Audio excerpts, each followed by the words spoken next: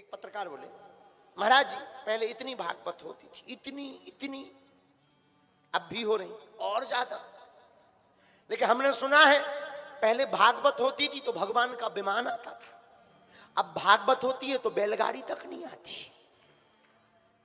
हमने कहा बात तो सही है, बात तर्क की है, इसमें कोई कुतर्क नहीं, बात तर्कमय है।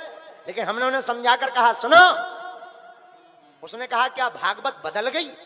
हमने कहा नहीं बदली, भागवत वही है, भगवान वही है, लेकिन पहले जब कथा होती थी तो भगवान का विमान आता था, क्योंकि कथा सुखदेव जी जैसा वक्ता होते थे, परीक्षित जैसा श्रोता होते थे। आजकल वक्ता भी 50,000 की गड्डी देखा तो जजमान भी कहा तो भागवत होए चाहे ना होए, नाम फेमस हो जाए कि हमने कथा करवाई। बस यही दो कमियां हैं, वक्ता सुखदेव जैसा परमहंस हो जाए, श्रोता भी समर्पण के साथ भगवान की कथा सुने, तो आज भी भगवान का विमान आने के लिए तैयार है। बोलो सीताराम। पहले के जमाने में, आप लोग तो सब विद्वान लोग हो, पहले के जमाने में व्यक्ति माध्यम होता था, ईश्वर का प्रचार होता था। आज के जमाने में ईश्वर माध्यम है, व्यक्ति का प्रचार हो रहा है। इस पर कभी विचार करना। हम बैठे बैठे एक दिन विचार कर रहे थे, पहले व्यक्ति माध्यम होता था, ईश्वर का प्रचार होता था। आज के जमाने में ईश्वर माध्यम है, व्यक्ति का प्रचार हो रहा। लेकिन कैसे ही सही, भगवान की कथा तो चल रही। बोलो सीताराम। बात बहुत पते की है। तो नारद जी ने कहा कि पहले संबंध बनते थे, नाते रिश्ते जुड़ते थे। आजकल नाते रिश्ते नहीं, आजकल तो बिजनेस होता। बोलो श्री सीताराम। साधु जी, तो वो स्त्री रो रही है। नारद जी ने कहा रो मत, परिचय बताओ। क्वा तुम बददेवी साविस्तारस्य स्वस्य दुःखस्य कारणम। आप अपने दुख का विस्तार पूर्वक वर्णन कीजिए, कौन हो, क्यों रो रही हो। उस स्त्री ने परिचय दिया। अहम भक्तिरतो ख्याता इमौ में तनयौ मतौ ज्ञान वैराग्य नामानौ काल योगेन जल जल। हमारा नाम भक्ति देवी है। ये जो दो पुत्र हैं बूढ़े, एक का नाम ज्ञान, एक का नाम वैराग्य। अब लोग, नारद जी बड़े चौंके। माता जवान है, मां जवान है, बेटा बूढ़े,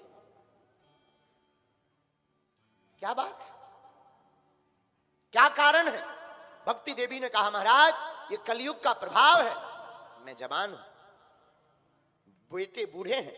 महाराज अगर मेरे दोनों बालकों की मूर्छा नहीं खुली तो इदम स्थानम परित्यज्य विदेशम गम्यते मया, मैं यह स्थान त्याग कर विदेश चली जाऊंगी।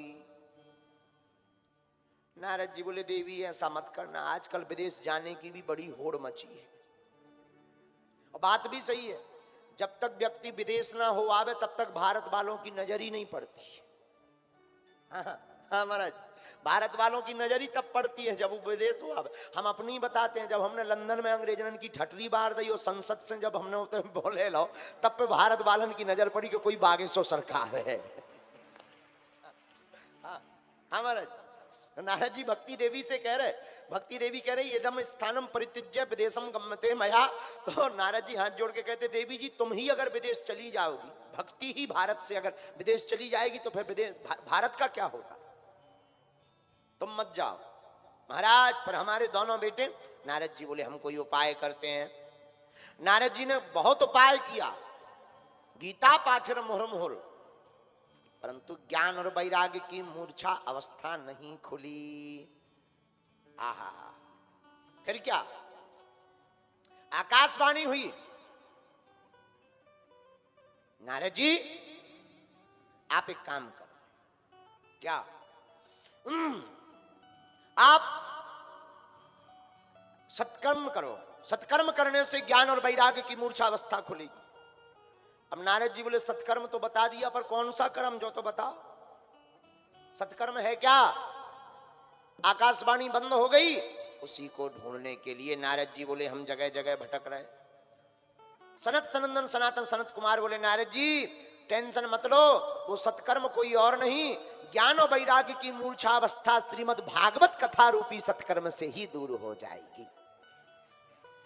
फिर क्या, हरिद्वार में गंगा के किनारे चारों कुमारों ने भागवत कथा शुरू की, और जहां भागवत के श्लोक गाए सोई ज्ञान और वैराग्य जाग गए और ताता थैया करके भागवत कथा में आकर नाचने लगे। यह प्रत्यक्ष प्रभाव श्री भागवत भगवान का। बोलो भागवत भगवान की।